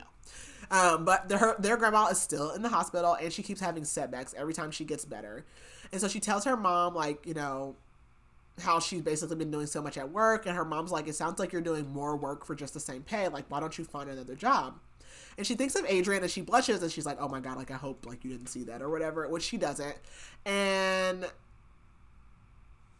she, like, later, she's like, I am the biggest idiot, because she agreed to go with Adrian to his parents' anniversary party, and pretty much finds out that they're, like, super rich, and they own this, like, giant, like, grocery store chain, and, like, that's the business that his dad wants him to take over. And, like, basically, like, since, I don't know, the last time that we talked about them, they, like, now they're, like, best friends. Like, they eat lunch together every day. And he basically told her like he wanted her to come to the party like for her support. And she tells him, like, I can't believe you're rich. And he's like, I'm not rich like my parents are. And he's like, I live off of only what I make at the newspaper. So they're, like, hanging out. And a beautiful woman comes up to him. And it is his ex. And at first, she's like, she's so beautiful. Like, I want to be her best friend. And then, like, the girl completely ignores her. And she's like, okay, hate you. And so the ex is like, oh, how did you guys meet? And he immediately is like, oh, Jesus, no, like, we're not dating. I'm her boss. But like literally like minutes ago when he introduced her to his parents, they were coworkers. But now like he's the boss, like he's her boss. And like, so later he's like, his parents come over. He's like, oh, like you and like whatever the ex's name is, she's irrelevant. She's like, oh, let's take pictures or whatever. He's like, oh, like, do you want to come? And she's like, no. And Erica's basically like, you nearly pissed yourself, like, because she called your name or whatever. And she's like immediately pissed off because it seems like he wants to be back with his ex. So we go to Selena, and she's like feeling super like antsy and guilty at work. And Gracie is like, what is wrong with you? And she's like, it's not your fault that your boss got fired. Like, why are you freaking out? But it's because she had the interview and she feels guilty. And she wondered, like, am I self-sabotaging myself? So like if I get fired, I don't have any other choice but to take the job in New York. But her boss calls her in, and she thinks she's in trouble. But basically, they want to offer her old boss's job to her. And she's like, wow, like, I'm going to be the senior VP. And they're like, no, you'll be a program manager with like a little bit of a like pay increase. And she's like, you basically want me to take this job with all the responsibilities of what my previous boss had, but like none of the pay, none of the recognition. And she's like, do I have another choice but to take the job? And he kind of seems like offended by that. And he's like, well, I mean, if you don't take it, we're going to post it. And I can't promise you that you're going to have another opportunity to like climb up the ladder here. So she asked for time to think about it, and he says yes, even though like he's kind of pissed about it. And we go back to Mari, and she goes to see her grandma with Esteban, and like I believe this is the first time she's ever meeting him. So she introduces him, and her grandma asks like if she's seen her cousins, and she's like, yeah, I mean, I saw Selena in New York. Like, okay, girl, for 2 seconds, you didn't even talk to her. So in the car afterwards, Esteban asks like, what did you and your grandma talk about, because he had stepped out of the room for a moment. And she says, my grandma asked me if I was happy. And she says, I'm not. And he says, well, like, of course you're not, because your grandma's sick. Like, but you'll get over it. Like, it'll pass. And she literally does not have the energy to even tell him that she's talking about the marriage. And then he's like, you know what, to make you feel better, I'll take you to your favorite place and get you your favorite cake, tiramisu. And she's like, I don't even like tiramisu. Your favorite cake is tiramisu. And she tells him, like, I prefer the chocolate cake. And he's like, since when? You always get tiramisu. Like, that's always his answer. Yeah. So we go to Gracie, and she is like, thank you, God, for making Tony my boyfriend, even though we haven't officially said it. So now they basically spend every night together. They're always eating dinner. They're having sex. And she asked him, like, if he's going to come over for her mom's birthday in a couple weeks. And he's like, And she's like, I mean, you don't have to if you don't want to. And he goes, I got offered a job in Texas, and I might be coaching baseball. And I said, I knew it. You literally, you never double back, ladies. Like, believe them the first time they show you who they are. Believe them the first time. He's a loser. A loser. And he's like, I mean, you've been great. And I don't want you to think that I just wanted to have sex. But I can't offer you what you're needing right now. So she leaves, and he doesn't even try to stop her. So we go back with Erica, and Adrian is like 20 minutes late. And basically, this is the first time they're like really like meeting since the party when he basically started hanging out with his ex. And she's waiting for him at work because she needs to show him this article. And the ex-girlfriend just like showed up at work and took him to lunch. And he like didn't even want to go, it seemed like, but then he went, and now he's 20 minutes late. And she starts to think like, it doesn't even matter if I like him because he's very by the book. Like, he's not going to date me and be my boss. Like, it's not going to work. So basically, like, she wants to show him this article because like they kind of got scolded about the fact that like other news places are like breaking the news before them. So she has this article that she thinks is going to be really important, but he shows up late and he's like, well, you want to talk about it tomorrow? And she's like, no, I want to get it published. And he's like, well, I talked to my ex about it and she doesn't think we should post it. Quickest way to get me pissed off. Quickest way to piss me off. She's like, your ex isn't a journalist, and like also this is like top secret. Why would you tell her that? Because she's like, I didn't even tell my cousins about this art. Like, I haven't told anybody. We were like sworn to secrecy. And she's basically like, you just told her that because you wanted to impress her. And she's like, I don't care what she has to say. And he's like, well, she agreed with me. And she says, I mean, of course she did, because she wants to get back together with you. And he goes, you think so?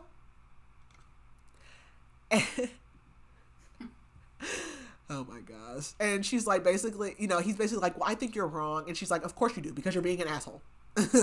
And she says, if we don't start taking risks, we're not going to have jobs anymore. But she's like, maybe it doesn't matter to you because you really do want to work for your dad. And he goes, do you really say everything that comes to your mind? And I was like, yes. Yes, I do. Felt, seen, heard, all those things. But then he goes, you're taking advantage of our friendship. Like, you would not say this to Charlie, who is their, like, upper boss. So another coworker, like, walks in, and she's, like, about to yell at him to get out, but she sees his face, and he just says, like, oh, you weren't answering your cell phone, your mom called, and basically her grandma had another heart attack, and she ended up dying.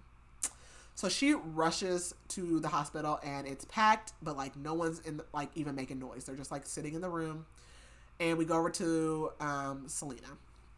And Selena does not make it to the hospital because, like, there's so much traffic. So she just goes to the grandparents' house and, like, all the family's there. And she realizes, like, I don't want to be away from my family. Even though they annoy me, like, I love them. And so she calls Nathan and it goes to voicemail. And she goes, let them know I'm not interested in the job anymore. So we go to Mari, and she's home alone when she gets the call about her grandma.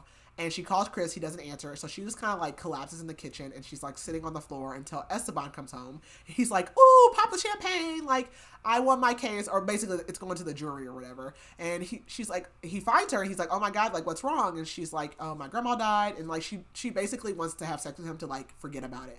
But literally, as they're going upstairs, his phone rings. And he's like, I'm so sorry, but not really. Have to take this. I could have won the case.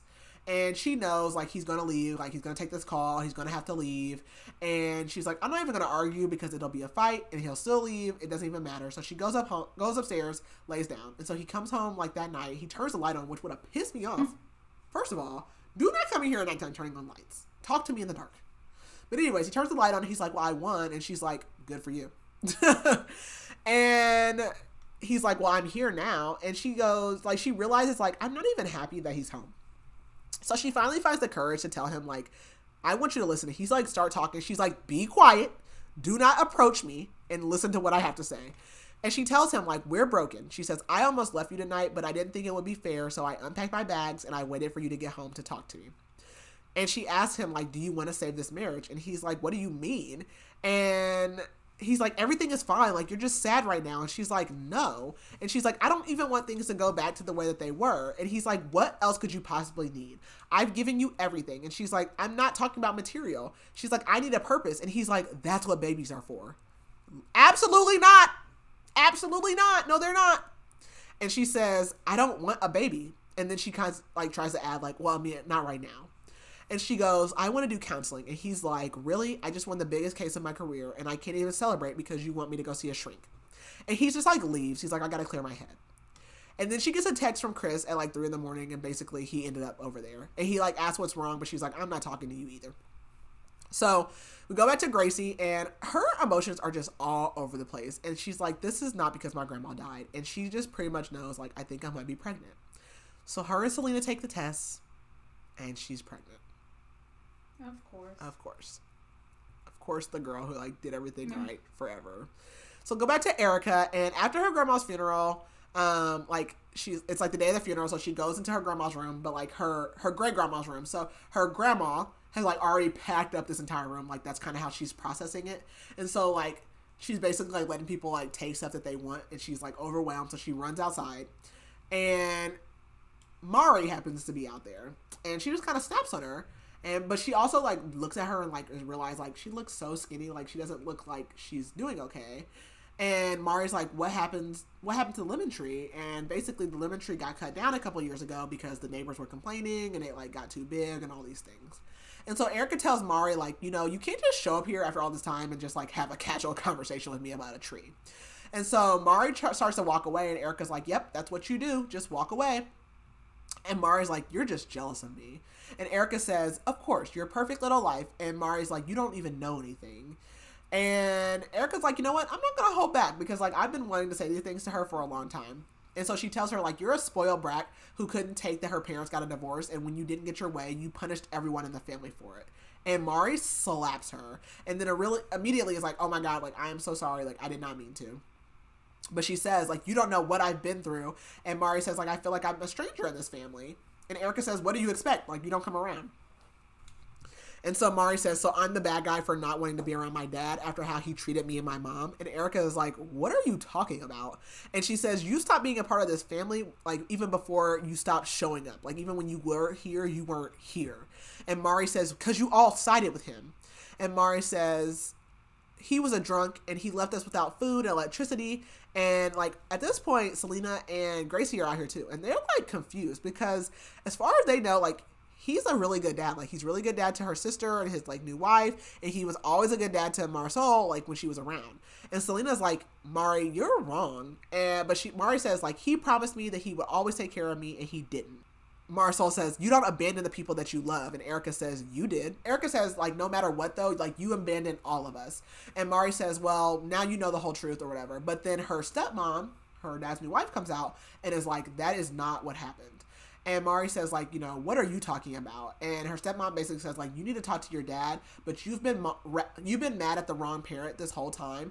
And basically, like, you just believed everything that your mom said. And Mari's like, I mean, okay, like, I didn't call my dad, but, like, my phone didn't ring either. And she tries to, like, leave, and they try to stop her, but she ends up walking off. So we go to Selena, and Erica knows that Selena has, like, some secret of some sort. I mean, she's a journalist. Like, she's good. But the secret is that she knows that Gracie's pregnant. So she's like, okay, I can't tell her that secret. So she tells her about the job instead. And, like, they go out to lunch, and Gracie stays home, like, so that she can, like, avoid lying and, like, avoid eating sushi, because that's where they're going. And Erica is like, you know, you should just take the job. And then Nathan calls that night, and he says, he basically thinks, like, you know, you don't want to take this job because I said I wanted a relationship. And he's like, I forgot, like, we agreed to, like, no strings, like, don't worry about it. I forgot you don't do relationships. It's fine. And she's like, take what job? And he's like, you got the job. Like, I never told them that you said never mind. And so basically she is offered the job, and she has a week to think about it. So we go back to Mari, and she keeps, like, dialing her dad's number, but she hangs up before he can answer. And Esteban is, like, trying to make a little bit more of an effort to, like, come home early, but, like, he agreed to counseling, but, like, will not set the date. So Chris calls, and he asks her, like, you know, can we go to dinner this week? And she's like, no, but what about coffee? Because she wants to, like, get this handled with him as well. And quickly she gets him off the phone because Esteban's coming in, and he seems upset. And she, like, just got dinner, like, done, and she puts dinner on the table, and she, like, lets him eat, and she goes, did you have time to go over your calendar to find, like, time for counseling? And he snaps, and he's like, I've been busy all day. I haven't even eaten today. Like, no, I didn't look at my calendar. And he's like, this sauce tastes different. Like, what's wrong with it? And she's like, nothing. And he's like, well, it tastes different. And she's like, okay, but it's not. And he says, can I just be right about anything anymore? And she asks, like, what's wrong? And he's like, I'm not going to counseling. And he's like, if you're the one that's unhappy, you're the one that needs help. And she just can't believe it. And also, she did change her recipe for her lasagna, but she just, like, knows that he just doesn't like it because it's different, not because it's not good. And she realizes he's never going to change. And she says, if you don't agree to come to at least one counseling session, I can't stay in this marriage. And he just walks out and doesn't talk to her for the rest of the night. So we go to Gracie, and, like, she is so tired, which, hello, first trimester. It's literally the worst. Everything. I cannot take it. You are so exhausted. I cannot function. But she's 6 weeks along because she ends up getting an ultrasound. And even though they're, like, not a couple, she is still, like, doing the same stuff with Tony. Like, they're still, like, hooking up all the time. Like, she's insane. And she has not told him about the baby. And Selena thinks, like, you know, if she tells him, like, he'll want to stay. But she knows, like, no, he's not. And so, like, she's in her classroom, like, falling asleep, and a parent comes in to, like, introduce himself, and he's single, he's a dad, he's, like, real cute or whatever, they're talking, and then Tony is, like, in the doorway, like, and he looks upset, and I was like, good. And so the parent leaves, and Tony's like, you know, I don't like that parent, he doesn't have a good vibe, and he's like, he was flirting with you, and she's like, okay, is it hard to believe that, like, another male would find me attractive? And he admits, like, I'm just jealous, like, you're my girl, Gracie. And of course, that, like, warms her little heart. Like, ugh. Hate, hate, hate. Kill, kill, kill. Loathe entirely. So we go to Erica, and Adrian basically takes her to, like, a professional soccer game to kind of cheer her up because she's basically just been, like, at home in her sweats. And she knows, like, she's still in love with him as they're eating dinner. And they talk about, like, his relationship with his dad. He's trying to work on it. And he asks, like, have you talked to Mari since, like, the slap? Because she told him about that. And she says, like, Mari's a drama queen. And he tells her, like, you know, you have a right to be mad, but, like, maybe you should also listen to Gracie and, like, basically try to find out what is going on with Mari. And we go over to Selena, and Nathan is, like, at her house when she gets home. And she immediately, like, ooh, like, I want this man. But she's like, nope, he's not here for sex. Like, that's not it. And he's here to talk her into New York. And basically, she hasn't accepted the job yet. And she's, like, also not talking to him. And she basically tells him, like, it's over. Like, you know, he doesn't deserve, like, being treated like this. She's like, I'm going to just, it's not you, it's me. She does that to him. And he tries to tell her to stop because basically he knows that she's doing this because she can feel that they have more than just, like, a hookup. And she just won't let him in. But he leaves and, like, she cries and, like, calls Erica to talk about it. So we go to Mari, and Esteban basically, like, moves into the spare bedroom, and he's pretty much gone by the time she wakes up and doesn't come home until he thinks she's asleep, even though she never sleeps. And her housekeeper is, like, even sad about them breaking up. And she, like, basically is like, okay, well, this is the time for me to fix my relationship with my cousins. And also, like, with her grandparents, and she might even go talk to her dad. So the door rings, and she, like, answers it, and it's her mother-in-law, and she has a suitcase, and she's like, what are you doing here? And she goes, I live here. And she's like, what are you still doing here? And then her mother-in-law basically just starts telling her, like, I'm here to help my son. I always knew you were a gold digger. I knew you were never going to last. You were never good enough for my son. But then Esteban shows up, and he's like, I told you, like, not to come here, talking about his mom. He's like, put your stuff back in the car. I'm going to take you back to the airport. And his mom is like, you can't treat me like this. And he says, okay, and you can't treat Marisol like that. But as his mom leaves, he turns to Marisol and he's like, and when I get back, I want you gone too. And she's like, excuse me? I thought we were going to wait on the lawyers. And he's like, yeah, that's until I found out that you're leaving me for Chris. And she's like, what? And he says, why did he come into my office and confess that he's been in love with you? And she's like, so you're just going to leave and not let me explain anything. And he's like, oh, now you want to explain things. I thought maybe you would just, like, get over this whole divorce thing in, like, a week or two, but, like, you haven't. And she says, you know I would never leave you for Chris. And he says, I also thought that you would never want a divorce, but now I don't know anything. And he says, you're free to go, like, be with Chris now. And she's like, I'm not in love with Chris. So we go to Gracie, and she doesn't know why, but she's, like, going through this photo album, and, like, she finds a picture of, like, Marisol and them as kids, and so she shows up at Marisol's house, and she doesn't call or text before, but when she gets there, she knows, like, God sent her, basically, because Marisol looks terrible, and she tells her, like, about her divorce, and she doesn't know, like, where she's going to move to, and Gracie just says, like, you know, we've all missed you, and, like, hugs her, and they start crying, and she gives her the picture, and Gracie says, call whenever you need anything, and, like, she kind of asks, like, what about the other ones, and Gracie's like, you can call them too. So we go to Erica, and she is meeting Mari at a restaurant because Gracie had told Erica about the divorce, and then Mari had called and invited Erica to lunch. And Erica says, like, you know, I'm sorry to hear about your divorce. And Mari says, no, you're not.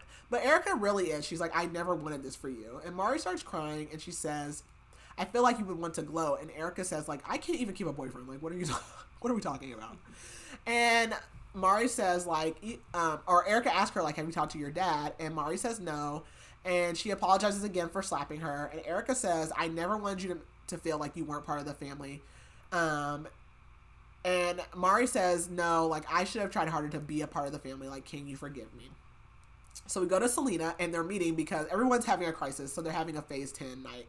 And so they're playing Phase 10. I love Phase 10. And they're, like, having, like, drinks and, like, snacks, all kind of stuff. And Mari's actually, like, there, like, she shows up because she was supposed to go look at an apartment, but she cancels her appointment. And, like, basically, because Selena, like, when she said she had an appointment to see an apartment, Selena basically was like, no, like, we have allowed you to have excuses in the past, like, we're just not going to allow you to have those anymore, so you don't have a choice.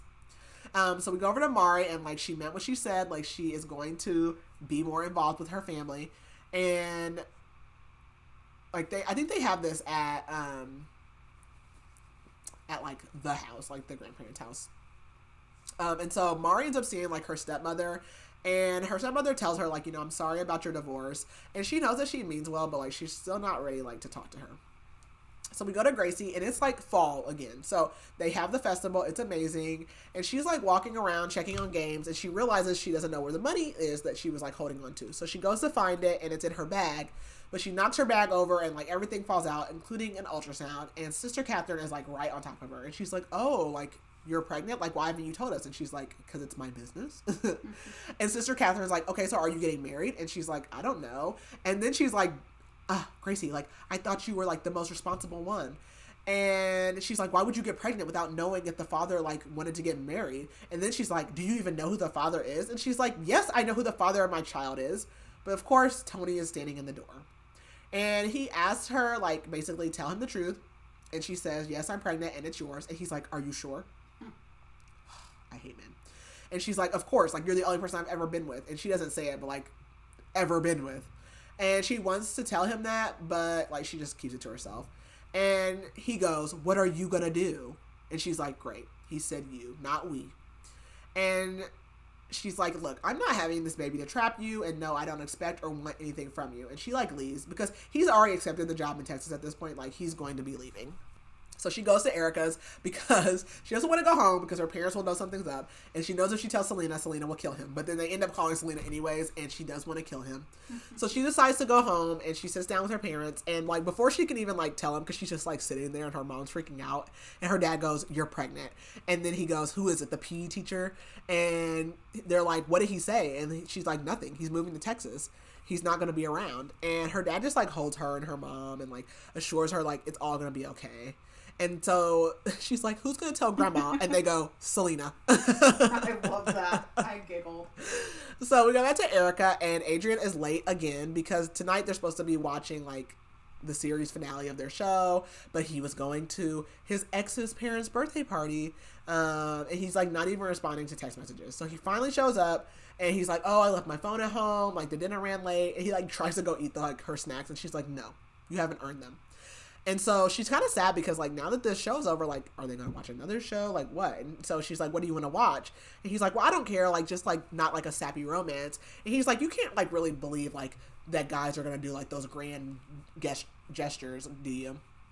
And she's, like, been drinking, and she's like, I know I should change the subject, but she doesn't. And she goes, sometimes a guy does need to do something big and grand. And Adrian's like, well, I don't know. Like, I just, asked my ex to be my girlfriend one day. I just took her for coffee. And she's like, okay, how did that work out for you? And he's like, I mean, I ended up engaged. And she's like, okay. But she's, like, thinking about it too. And she's like, I don't think he likes me because Adrian is very straightforward. And if he liked her, he would just say it. So she tells him, like, I'm getting a headache. I'm going to go to bed. And he's like, oh, like, we never get to hang out anymore outside of work. And she's like, okay, whose fault is that? And he's like, what do you mean? And she's like, I'm at home every night doing nothing. You're the one out on the town doing all this stuff. And so he leaves, and she calls Selena and is like, please take me to New York with you. So we go to Selena, and she's shocked. Like, she's shocked to learn that Erica has fallen for Adrian. But she finally decides to tell Gracie about her job. And Gracie's kind of like, I don't really have, like, something to tell you either way, but, like, it is just a really big decision. So Selena is like, I'm just going to pray about it. And she emails Nathan telling him that she accepts the job. So we go back to Mari, and Chris, like, invited her over. So she goes over and apologizes for, like, ignoring him. But she tells him, like, I'm angry for you telling Esteban that. And he's like, I don't know. Like, he's like, basically, Esteban was, like, going on and on about how you've just been so sad about nothing, basically, and how you're going through a phase. And he was going to buy you some jewelry and flowers, and you would just get over it, and how you would never leave him because you needed him. And so I just said, like, I loved you and that I would take care of you. And she realizes, like, Chris also sees her as, like, a damsel in distress. And, like, so either way, like, it's not a good relationship. And she tells him, like, look, I don't love you the same way that you love me. And he's like, well, do you still love him? And she's like, my divorce is not about you. Like, everything else that's going on, like, I just can't keep living a lie. And Chris tells her, like, that him and Esteban are going to be splitting the business. And she's like, okay. And then she leaves, and she realizes she has something she needs to do. So she goes to her dad's house. But before going to her dad's, she did call her mom, who immediately, like, starts talking about her getting alimony and stuff from the divorce. And she remembers how, like, her family was telling her, like, not to trust her mom. So she goes to see her dad, and he basically tells her, like, look, I never wanted you to have to learn this stuff, but basically he lost his job, he started drinking, and so he doesn't blame her mom for wanting to leave. He said, I didn't fight for custody because you're a girl, and you need your mom. And after her and her mom left, he was sent to rehab by the rest of the family, who told him basically to get it together. And she's confused because she's like, I used to come and see you on the weekends. And he's like, no, I spent 90 days there and I told you I was working on the weekends and you couldn't come. And basically, while he was in rehab, his parents were sending money to her. But then afterwards, he got a job and he started sending support. And she's like, no, you didn't. You're lying. She's like, we literally had our lights cut off. We never had money. And he goes, it was too late when I found out what was happening. And basically, her stepmom's there too. And she goes, think about it. Do you really think that your grandparents would have let you gone without clothes and food and lights? And then she remembers how her mom had a crappy job at a grocery store, but she would go away on work trips, but she would come back tan with all these nice clothes, and she was using the money on herself. And her dad says, as soon as we found out about it, we tried to help, I paid the electric bill. And she's like, she does remember things getting better senior year. And this was the one issue I had with this book. I just feel like you were too old for that. You were basically 18 years old. What do you mean? I think she was entirely too old for that. I don't know. That's the only thing about this, that was a little unrealistic. I was like, you're too old for that. Mm-hmm. You should have known better. But she asked, why didn't you say anything? And her stepmom basically says, because you hated your dad. And he knew, no matter what, that you hated him. And he also knew, that your mom wasn't going to tell you the truth. And so he just basically decided to let you think he was the bad guy. And her stepmom says, the reason that I'm even bringing this all up is because the day before your grandma died, she made me promise that I would fix things between you and your dad. And Mari feels so guilty because she's like, did my grandma literally worry about this in her final days? This is so stupid. And so she leaves and she's like, did I break my grandma's heart? And she thinks about the wedding day and how she didn't invite her dad to that. And just all the things that she had been cutting her dad out for. And it wasn't even his fault. So we go to Gracie, and she gets summoned to a meeting at work because obviously she works at a Catholic school, and she's pregnant, and she's not married. And they're basically like, hey, so we're not, trying to be in your business, but, there is a morality clause. So we need to know, do you plan on keeping, your job here? And, do you plan on getting married to the father of the child?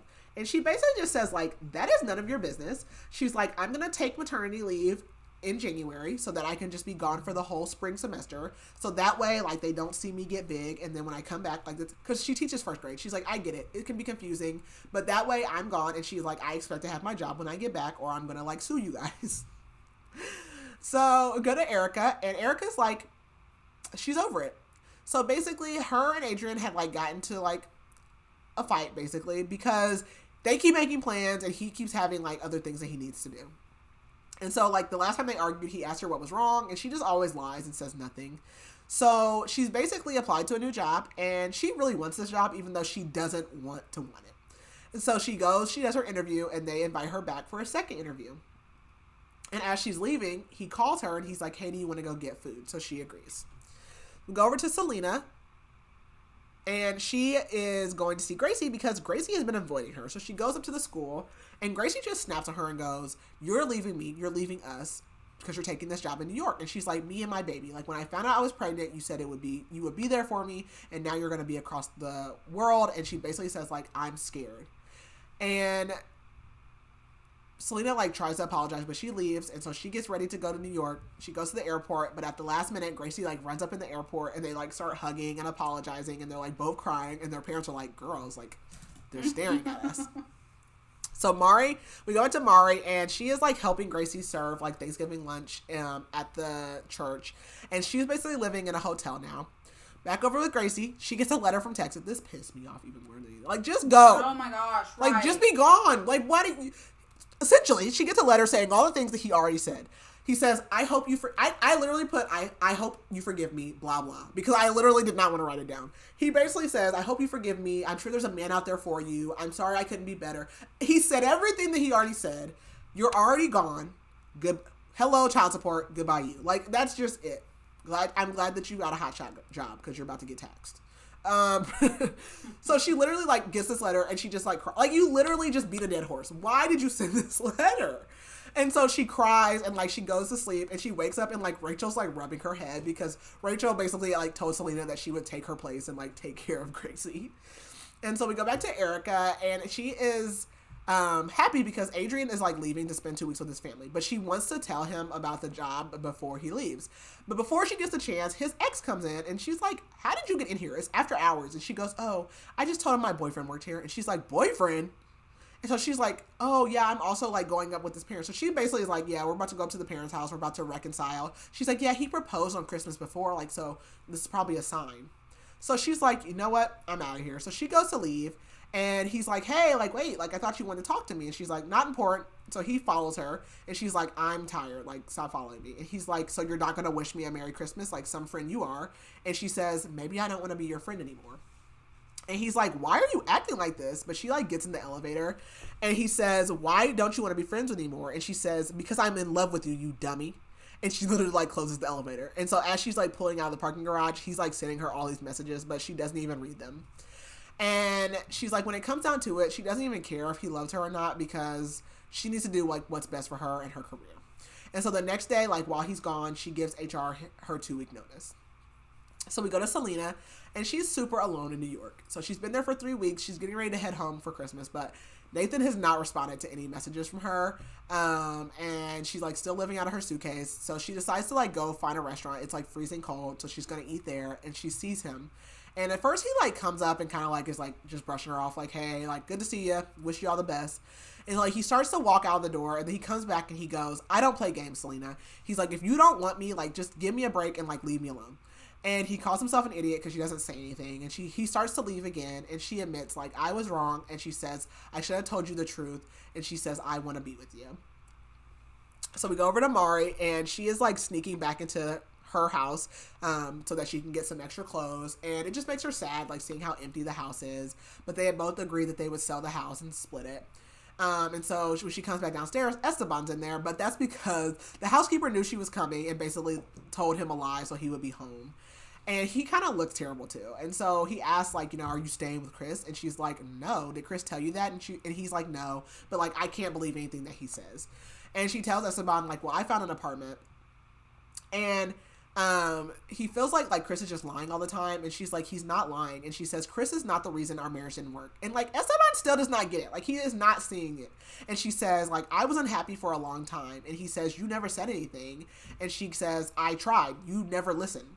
And she tells him again, like, I need purpose. And he tells him, like, if you don't agree, she basically tells him, like, you know, if there's an opinion that he doesn't agree on, like, he basically never listened to it. He doesn't want to do anything that's not his idea. And he's like, well, what about the fountain? And she just, like, looks at him. And he, like, realizes, like, okay. And she says, like, I told you when we first met, like, I always felt like I wasn't good enough for my dad, or I wasn't smart enough to run my own business. And you promised me, like, that you wouldn't treat me like that, but you did. And he says, I didn't realize. And he asks, like, do you still love me? And she says, yes, but I need to love me too. And he says, so we're just over? And she's like, I don't know. But she cries, and they start kissing, and they end up having sex. But she knows that things will never be the same, and she doesn't know if she wants him in her new life. So we go back to Gracie, and she's, like, Christmas shopping, but she hasn't bought her baby anything. And she runs into another mom, like, of one of her kids, and she's also pregnant, so she basically shows her everything, and she, like, leaves the store with, like, so much baby stuff and Christmas gifts. And we go back to Erica, and she, like, tosses and turns all night, which makes her wake up late for Christmas Eve morning. And so, like, they call her, but, like, basically everyone showed up late, and even Mari is there. And so, like, they start making the tamales, and she notices, like, they're missing cheese. And so she's like, Mom, we're missing the cheese. And she's like, her mom's like, it's fine. But she's like, no, it's not. It is not the same. And she, like, starts having a whole breakdown crying. And her, like, she goes outside, and her mom comes after her, and she's like, look, your grandma has worked really hard to make this year seamless. So you, like, having a freak out about the cheese is only going to make her feel bad. So Erica apologizes, and her mom says, like, we are going to be okay. And she sees, like, one of her other, like, younger cousins who's, like, crying. And she's like, oh, like, they're being mean to me or whatever. So she pulls, like, all the little kids together. And she sits them down and she tells them, like, look, you guys are family no matter what, no matter who makes you mad. And one day you're going to grow up and move away from each other. And they all start saying, like, no, we're not. Like, no, we're going to be together. And she basically, like, tries to get them to, like, come together as cousins. So when she goes back inside, Adrian is there. And he goes, why did you quit? And so her family's like, you quit your job? Like, what's wrong with you? Like, they're going off on her. And she's like, why are you here? And he says, I drove back this morning. I needed to know why. And she looks at Mari, who kind of, like, grabs all the family. And she takes Adrian outside. And basically, he like pulled her file at work and called her dad to find out where she was because she wasn't answering. And he's like, I need you. Like, why would you leave? And she tells him she found another good job, but he congratulates her. And so she says, like, okay, so then why did you come here? And he says, you never answered my question. Why did you quit?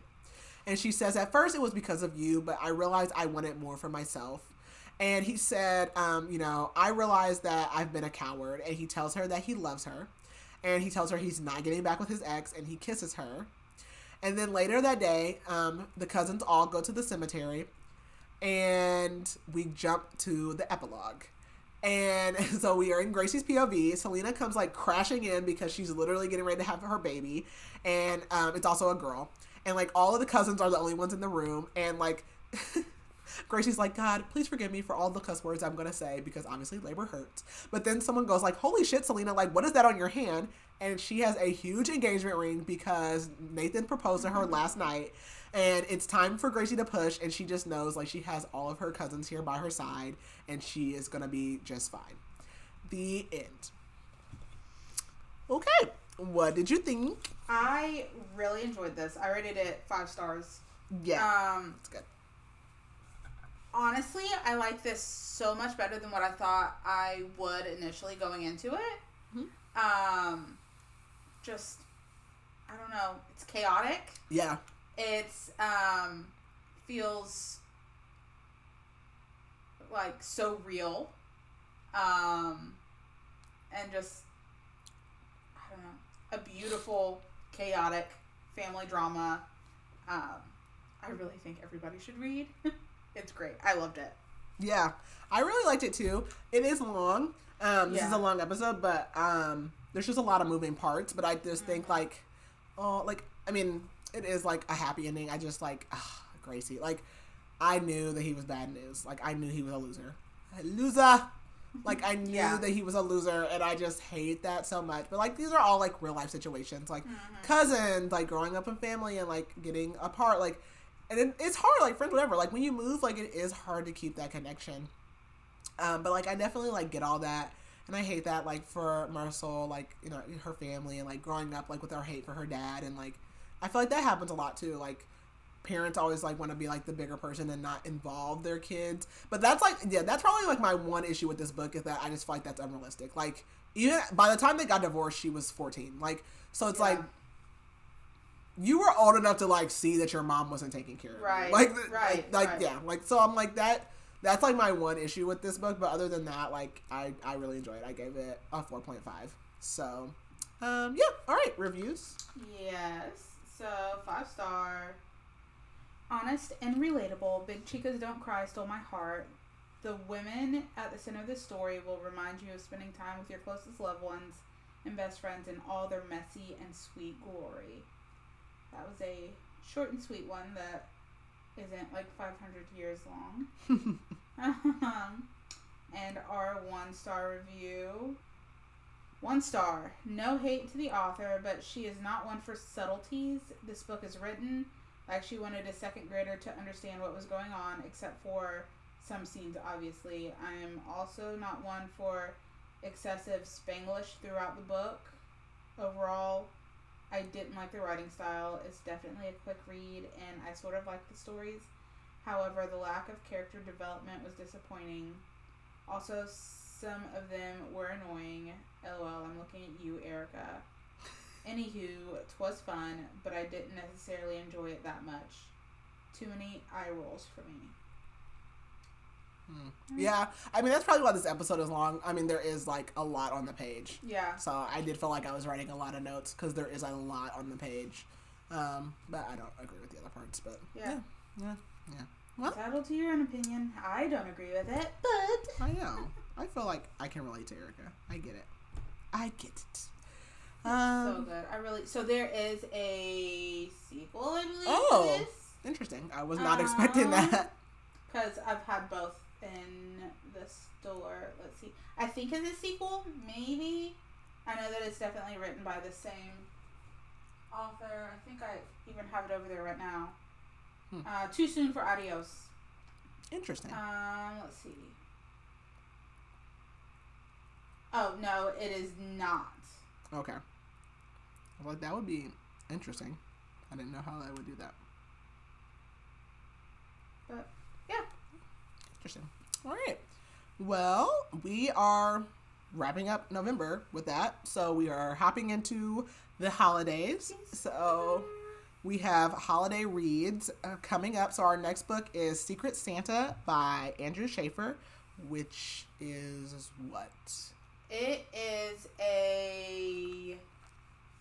honestly, it's a horror, but I feel like there's a sub-genre. Let me see.